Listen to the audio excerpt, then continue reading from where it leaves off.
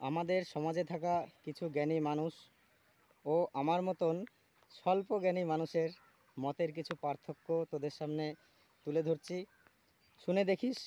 আশা করি খুব ভালোই। টাকা দিয়ে তুমি ভালো বাড়ি তৈরি করতে পারবে, কিন্তু ভালো পরিবার নয়।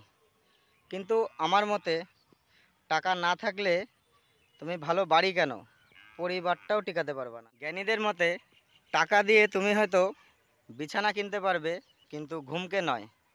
আমার মতে টাকা না থাকলে রাতের ঘুমটাও হয় না। জ্ঞানীদের মতে টাকা দিয়ে ঘড়ি কেনা যায়, কিন্তু সময় কেনা।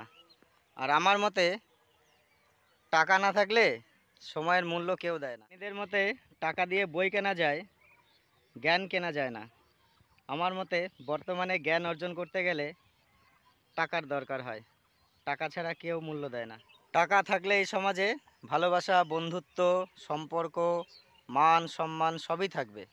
আর যদি টাকা না থাকে না, তাহলে চেনা মানুষও তোমাকে চিনবে। আর সবশেষে একটাই কথা, টাকা না থাকলে না,